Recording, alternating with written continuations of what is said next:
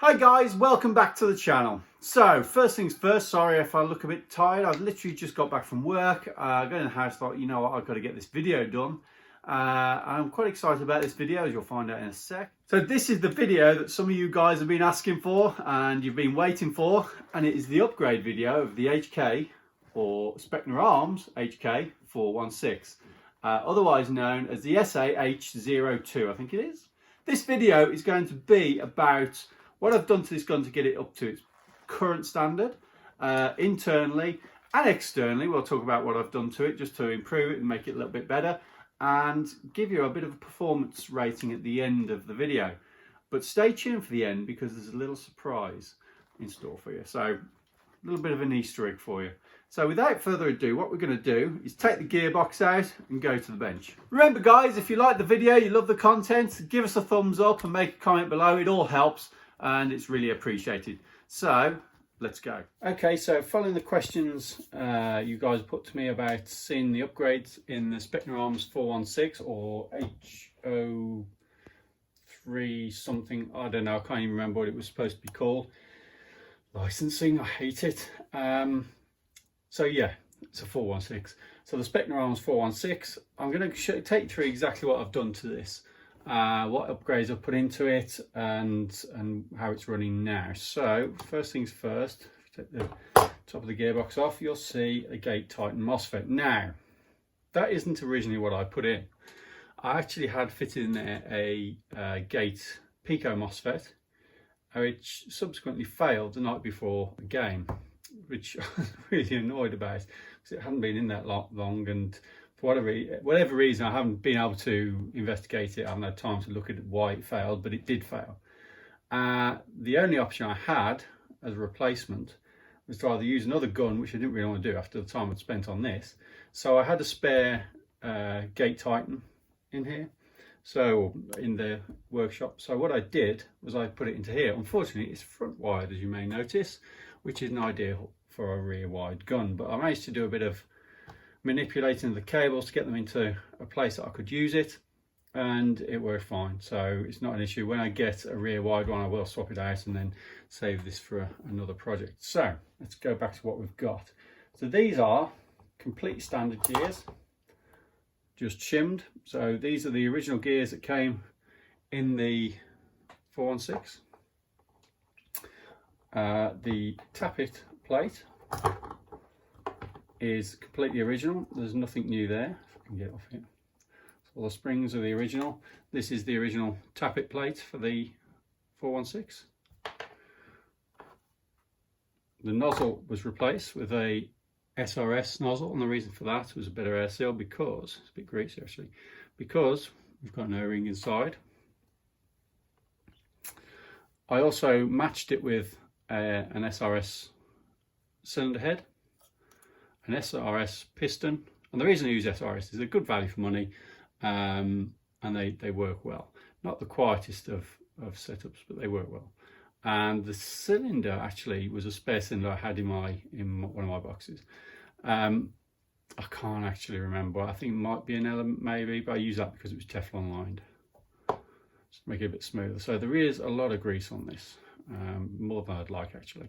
I did change the piston itself because I wanted a full metal tooth rack, and it's had, or I milled off the end tooth to get a better angle of engagement. On top of that, obviously we have our gate tighten, so I'll just pop this out. Over there we had just an eBay special flat trigger. They don't really add any performance, to be fair, they're just a bit different, I guess. And again, standard gears, nothing fancy there, just shimmed. Standard anti-reversal, again, all standard gears. And that's it, nothing fancy there. So all of this kind of gear, the piston, the head, the cylinder head, you know, you can get all these off Amazon, then they're really nothing special. A little bit of rubbing on there, but nothing to really cause a problem.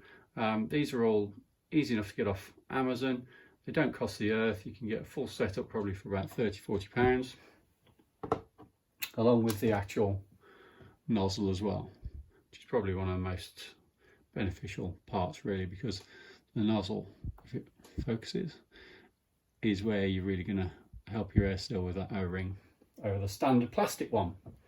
So everything else, gears, tappet plate, selector plate as well, anti-reversal, all completely standard. Obviously the MOSFET, the gate tighten trigger unit, should I say, more than a MOSFET, they are expensive. I think that was about £89 maybe, so a good chunk of the price of a gun, but personally I think they're worth every penny. I know I've heard some people say they're not worth the money, some people love them, some people hate them. I've got 3 running at the moment, I think. Yeah, 3 in various guns, and honestly they are fantastic things. The only other ones I use are in guns that I can't use a gate tighten, so something without a version 2 or version 3 gearbox, so you're talking about something like an M14, and then I still stick with gate and I use either a Murph or a Warfet. So brilliant kit. A bit disappointed in the Precock, so I'm surprised it failed. It was only running 7.4 batteries, so it shouldn't really have failed. So moving on. Okay guys, so that's the gearbox, but what about the hop and the barrel? So this is a Pro-In hop-up chamber with the rotary hop, which is just the arm at the top. Again, it's one of those things where I've heard good things and bad things. Some people like them, some people don't like them. This isn't the only hop to use by any means. There's all kinds of hops to use. Some work better in some guns, some in others. I've always quite fancied using one of the Max Star hops. I've never used one, but they look good, but they're incredibly expensive. But yeah, so far I've had good results from this hop unit, so I'm not going to change it just for the sake of it. This is an aluminium Madball type ball barrel. It's a 6.01 barrel. The reason I'm using this particular one is because I had it lying around in my spares. So, and that's the case with a lot of the parts I've got in this gun. I already had them sort of in my spares. I always try and carry lots of spares. So this was actually a much longer barrel. I think it was about, what would it be? I think it was about 500mm. So I've got a lathe in my garage, so I just machined it and cut it off basically, machined the end, tied it up, and away we go. And so I've got a couple of rubbers on the end here just to help it seat and to push it back against the gearbox. But no, so far it's been okay. I've currently got an Element flat hop rubber in there with a flat knob. Honestly, I'm going to be changing it out. It's been okay. It's done a good job so far, but I'm ready for a change. And to be honest, I swear by the Maple Leaf Macron hubs, Macron rubbers, and the matching nubs. They are so good. I've got them in a couple of my other guns, and they are really, really effective. They are so effective. They actually outperform one of my R hops. Personally, I don't go for R hops unless I'm building DMR, sniper, something like that. Then maybe I'll go for an R hop. But on the lower powered guns, or with those Maple Leaf rubbers, I don't really see a lot of difference. So I'm sticking with them for now. Maybe I'll go back to an R hop at some point, but the benefits, there's just not enough of a benefit for the amount of messing and time it takes setting them up and getting them just right. And I tend to be too busy to do that and have too many guns to mess with to start sticking R hops and everything. So these Maple Leaf rubbers are a brilliant addition. Now on top of that, got the spring guide that obviously won't be changed. You know, obviously if you've used a normal AEG, you can sometimes put a bearing, spring guide and everything else in, but because it's a quick change, I'm not going to bother. This is actually shrink wrap on there. I was trying it out to see if it makes the clatter from the springs slightly less. I heard somebody say that it works. Can't say I've noticed a great difference if I'm honest, but I'll leave it on there because it's not hurting. So yeah, that's all that is, nothing special there. So next is the spring. This is an M110. I took one coil off, or about half a coil off the end, just to just reduce it ever so slightly, just fractionally over 350 FPS. I just took a little bit off the end of the spring just to bring it down to about 340. And finally, this is a high torque motor. It's not a particularly high performance high torque motor. It's a bit run of the mill. It's a classic arm. It's certainly nothing too exotic. I just had it knocking about in a spares cupboard, and it's better than the original Specna Arms motor, a lot torquier than the original Specna Arms motor. So it gives a better trigger response. If you really want a better, much better trigger response, you want to be looking at a SRS motor. My M4, my other M4 that you'll have seen when I did the video on the stocks, the performance out of that is ludicrous. It sounds like a gas blowback gun, but it's actually an AEG. The trigger response is just ridiculous, and that's with an SHS and various other upgrades. So, but that's also got a gate tightening. So with the Precock on there, it's good. So that's all I can say.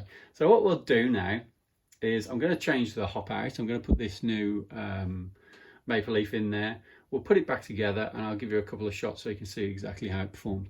Like I say, please do not buy a front wired gate tighten MOSFET for this gun. I only did it as an emergency measure, and I will change it at some point when I get another one. We'll get round to buying another one. So yeah, don't do that. It's simply just a bodge to get by for the time being.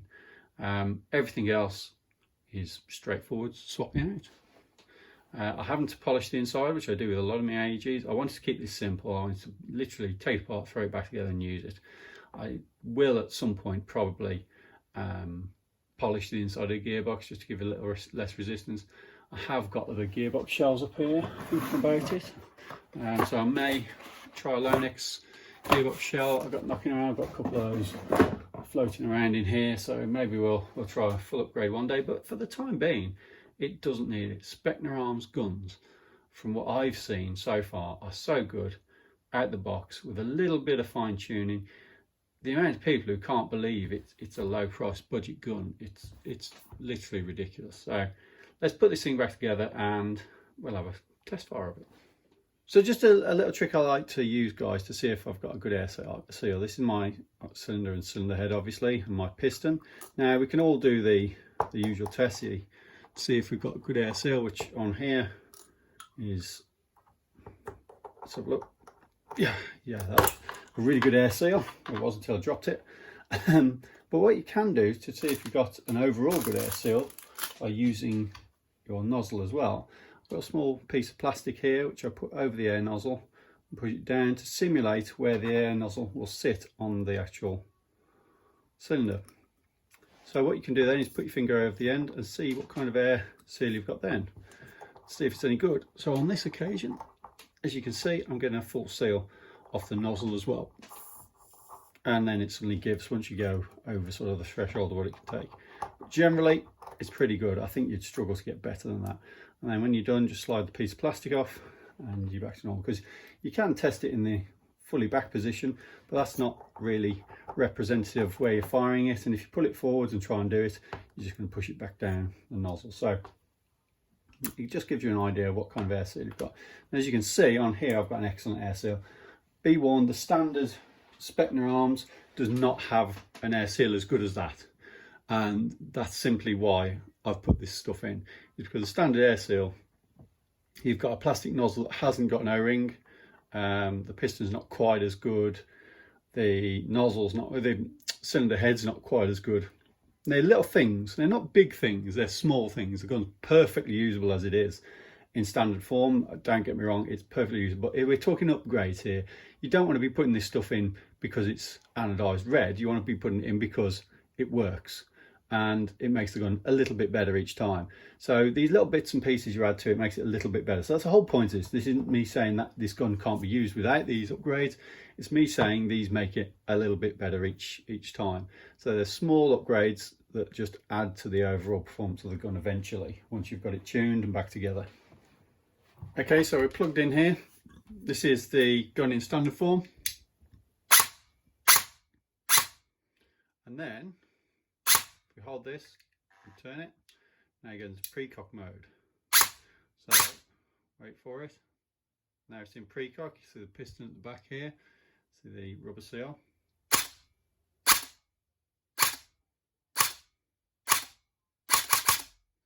good is that. And if you want to take it out to release the pressure on your spring, hold it in, switch it across, take a shot, releases it, and we're back to normal. So it completes the cycle and the spring stays stretched. Okay, so we've looked at the internals on the Specna Arms 416, but let's talk about the externals. So it's all back together again, as you can see here, and we're going to have a look at a few of the things I did to it. So I haven't done a great deal to it. So first of all, I've got an AFG foregrip. It is actually a genuine Magpul one that I've had lying around for many, many years. It was in my spares box and I put it on here. I've got one of the, it's basically a Surefire replica flashlight on the front that I got off eBay. These are about £25 and they're worth every penny. They're great value for money. I put a Nuprol flash hider on the front, and the reason I did that is it allows me to fit the Nuprol suppressor as well, which is a pretty nice piece of kit. Again, very cost effective. They're only about £25, and it does make a very little bit of a difference to the sound on this. It makes it a little bit long though for CQB for my personal taste, because the suppressor's sort of out here. In fact, if you wait there, I'll show you exactly what it's like. So as promised, here's the Nuprol suppressor. So all you do is you put it on the end, you turn it round till it locks, you turn the collar to lock it on, and there you go, locked on tight. It's quite a nice fit, and it gives it quite a special forces sort of tactical look to it. Not particularly useful in close quarters. I find it makes it a tiny bit too long for my liking, particularly when you're really tall as I am, and you've got the stock out, it makes it a little bit long. But, you know, each to their own. Let me get that off there, because it's going to annoy me while I'm swinging it around inside here. And you just pop it off, put it to one side, no problem. So, we spoke about the light. Sights are the same. I've put this red dot on there. Again, a very simple red dot. I quite like the contrast of the tan red dot on the black body. We saw the trigger in the previous part of the video where I was taking the gearbox apart.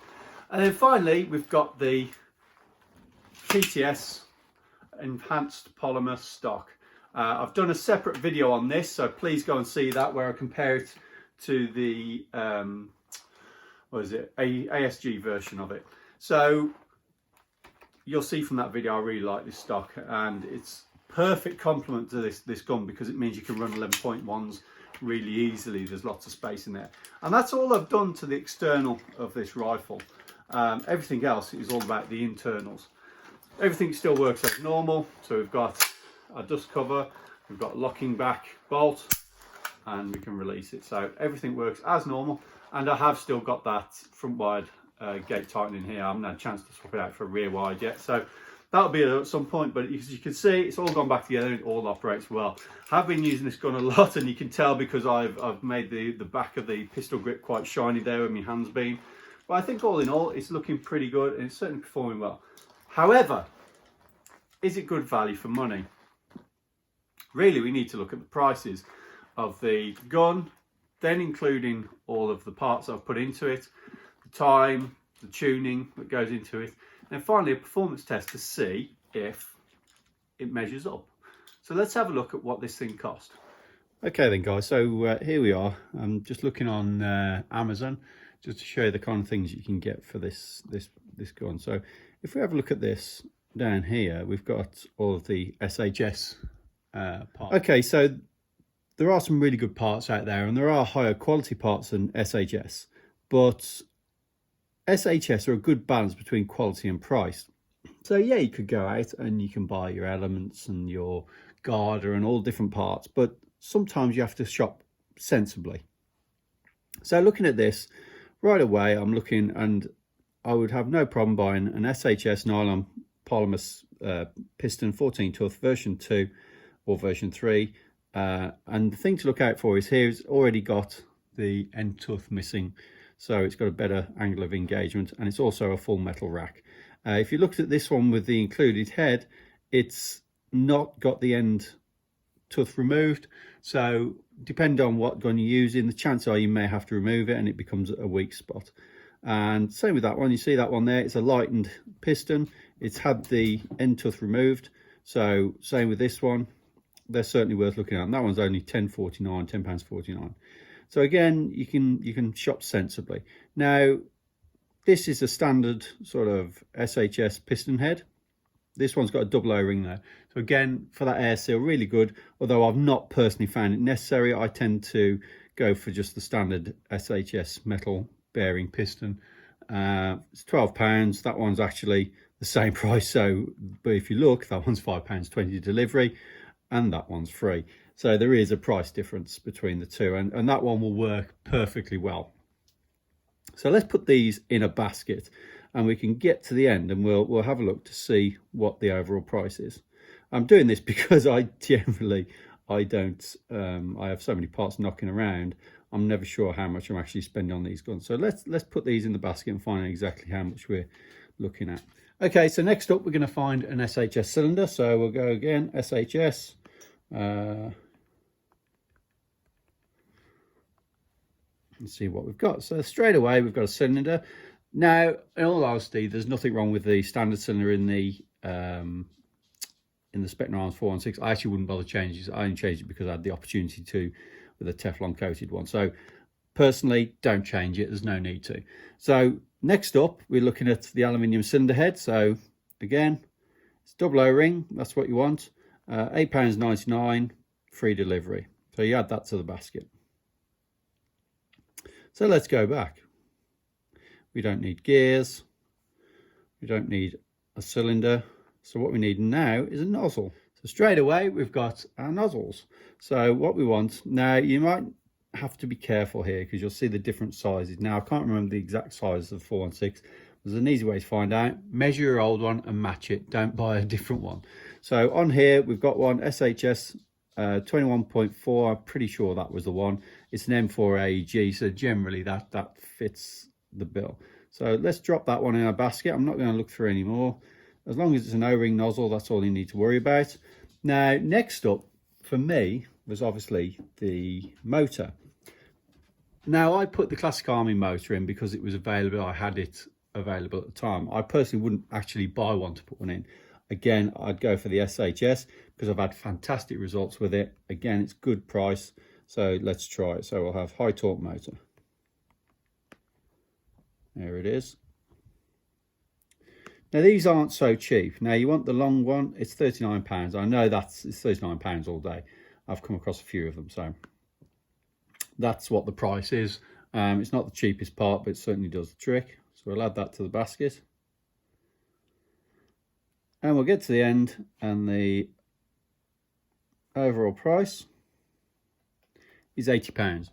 So straight away, that's the cost of your internal upgrades for the gearbox, excluding the Gate Titan. It's £80. So it's a good chunk of money compared to, on top of the gun. So let's go back and we'll get a price for a Gate Titan MOSFET. So a Gate Titan, if you go for the full set, a Gate Titan V2 advanced set, rear wired, looking at £131 off Amazon. You can sometimes get them a little bit cheaper getting them direct from Gate. That's not always the case. You can go for a more basic version, but I prefer the more advanced software. It's a better experience if you like. You can do more with it. I did once buy a standard software, but I ended up upgrading anyway because I thought the more advanced one was better. So you're looking at £131. So that is not a cheap mod, but you do always have the option of using something different. So you don't have to use a Gate Titan. There are other Gate MOSFETs you can use. Just go onto the website Gate Home and you can see the different types of MOSFETs that they do. So they do like a MRF, they do the WARFET, they do a nano, although I don't like the small nano ones, if I'm honest, but the MRF and the WARFET are perfectly good options. So straight away with the Titan, if you've never had one before, you're looking at a full price of £131. You can get simpler ones, but once you've got it, and if you've got a couple of AEGs, you can always buy just the MOSFET on its own without, or the trigger unit on its own without all the software. So it does make a difference. There are ways of saving money in the future, but it's not the cheapest exercise in the world.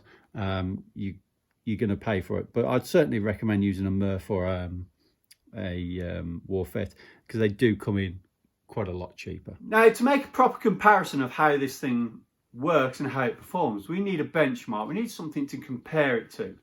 And we can only really do that with having another M4 to use. Now, I could use my other M4 that I had in one of my other videos, but it's got pretty much the same upgrades as that one, so you're not really doing a comparison. You need something that's standard, that's come out of the factory, that's like for like, that's comparable on specification, with a few tweaks.